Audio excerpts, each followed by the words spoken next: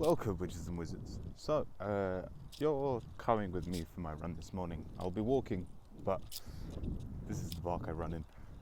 I'm going to talk about affirmations today and how I think they're an amazing tool, how I think they're a great use for manifestation. But I think it's also very important because I've been an advocate of telling people not to use them if they're new to manifesting, because it brings out a desire to change your reality immediately. I am abundant, and then they look around them and go, no, I'm not. And then they create a world around them that's not abundant. So we'll go into the in-depth, we'll go into some details of how I use affirmations, how we should be using affirmations if we're using affirmations. Like, the worst case scenario is and this is like what I started doing, is you get into a state of, okay, I've got 3 or 4 affirmations I want to be practicing, and then you wake up every morning, you look in the mirror and you go, hey, hello beautiful, I live in a wonderful world, I'm gonna be abundant, I'm gonna be loved. Sorry if it's windy as well. And then you do that for like 15 minutes in the morning, and then the other 23 hours and 45 minutes you tap into your negative thoughts and you undo everything that you've done that morning and worse. So that's how not to use affirmations. Now, how to use affirmations. Let's get into the meat and potatoes. The best way to use affirmations is something that is done constantly, almost like your affirmations that you set in the morning or before you go to bed are your rule set for the day. And therefore it's something we lean upon, something that we tap back into, that allows us to always stay in a much more positive mindset so that our reality can align with a much more positive reality. And so, if you don't know how to make affirmations, this is what I'd recommend you basing them on. The 7 chakras. And a lot of people have heard, when you're doing affirmations, like the 2 people talk about, the most common one is I am. I am loved, I am wealthy, I am beautiful, blah blah blah. This is the base chakra. This is the physical world. This is telling you that you are something, or I am this now. Great. The other one we hear is I know, and this is the crown. This is seeing past the illusion of what's around us and realizing you know you are something. These are 2 very extremely powerful affirmations, and ones that I would recommend incorporating in your day. But what I would recommend, if you're going to try this as an exercise over the coming weeks, I tell you what, this is something you can probably notice results within 24 hours. If you're willing to stick to the rule base. So in the morning, all right, first of all, sorry, I'm walking, and I watched a video the other day about you should not be scared to be embarrassed, so we're giving this a go. I'm just going to do like a U-turn when I get to the end of this football field and like turn back around, but screw it. So all the chakras goes as follows. We have the base chakra, which is at the base of your spine, or your coccyx, like your arse. And that is staying grounded, that's the world around you, being safe and whatnot. That's your root chakra, that is I am. And so while I'm going through this, have in the back of your mind what you want to manifest. Is it something to do with love? Is it something to do with your social group? Is it something to do with work? Is there something you physically desire? Or just whatever you're working on at the time. Maybe it's something to do with health. And I want you to apply these I am healthy, whatever it is, as we go through this. It's funny because a lot of you know my god of joy is squirrels, and I've got a squirrel right in front of me. I don't think you can see it. I'll show you if he stays there when I get close. And then we go up to the sacral. This is your stomach. This is I feel. So this is where your sexual organs are and your, like, where your stomach is. So this is all about feeling, connection, and like creativity. So I feel will allow you to tap into your emotions to a situation, and so feel positive emotions towards that outcome. Then we have the solar plexus, just underneath the heart. Hey, look at this squirrel. Where are you, bud? Did you stop moving?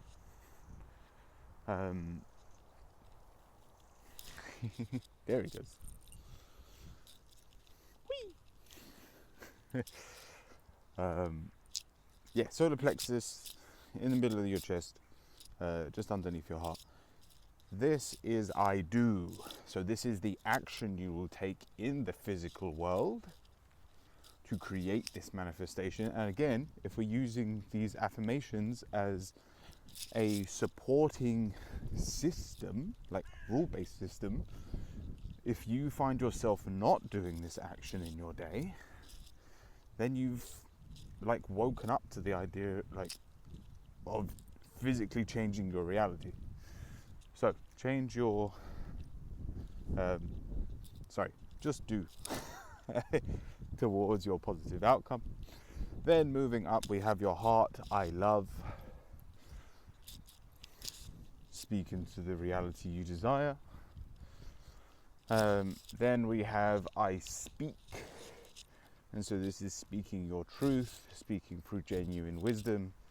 And again, these affirmations over time will allow you to trust yourself. You will believe that the wisdom inside of you is what you need moving forward. You don't need anything else. You don't need a new teacher. And it's funny because I've kind of hit a wall with like watching podcasts and videos on manifestation and growing spiritually, because I've realized I've got a lot of the information. Now there's a cat next to me, which is my god of death, and a squirrel right next to it. I'm having a great morning. And pigeons all around, which to me are dragons. So welcome to the things I've given meaning to in my life. So I speak towards your desired reality.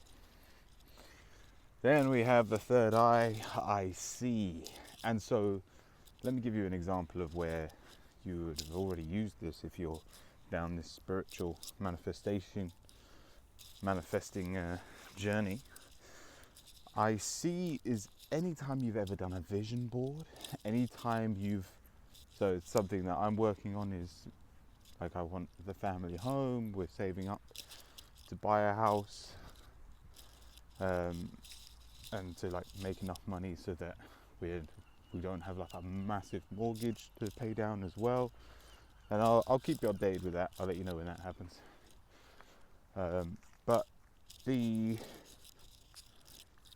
So an example would be going through and looking at houses and visualizing yourself walking around them, being there, being happy with, in my case, my children, my wife, and allowing yourself to fully tap into like seeing that you are already there. It's a great manifestation tool. So, and you can use any one of these levels and start seeing results.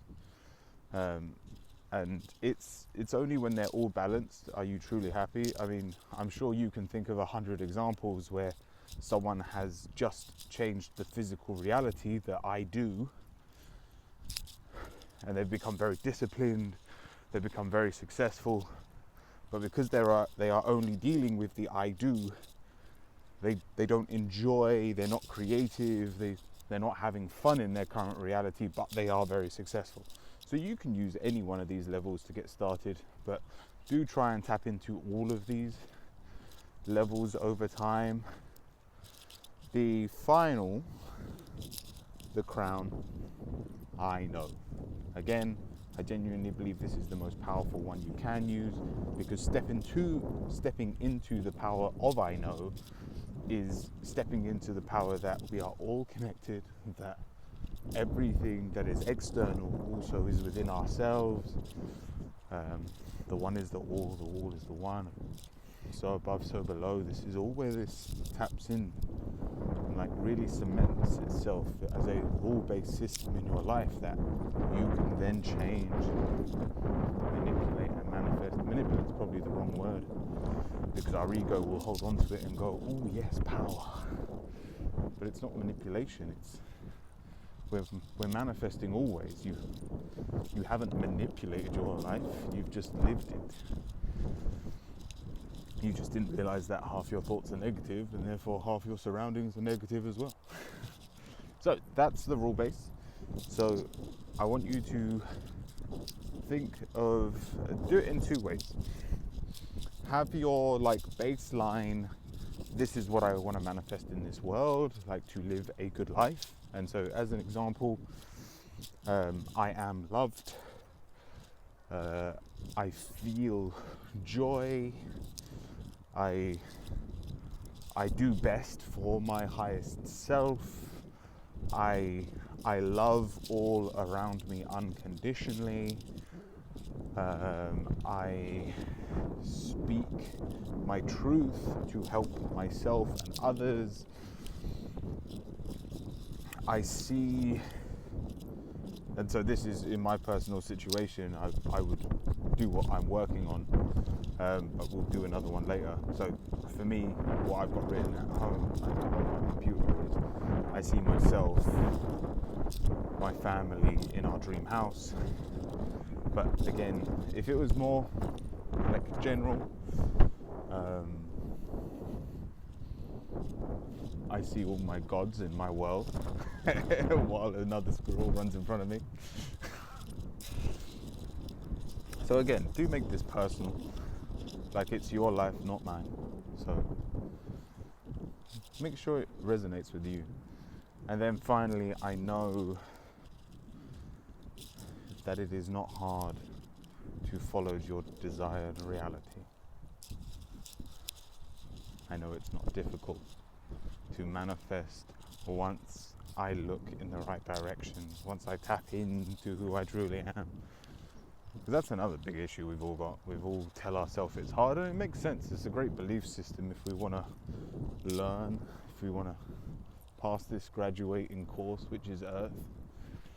You know, tell ourselves it's hard. So we manifest it like that. Ooh, conkers. There's just beautiful things when you walk around in a pod. So that's the basics, and then again I've got my own personal one that's more tailored to the things I am manifesting for a certain type of desired reality. And every morning speak these affirmations, whether it's a meditation going to bed or waking up and saying these things in front of a mirror or just to yourself. I would recommend out loud, but if you've got people around you and you are embarrassed, yes, you shouldn't let that embarrassment get to you, but I'm not going to beat you up for it. Another squirrel. I haven't seen squirrels for like 4 days, and then I come out like 15 minutes earlier today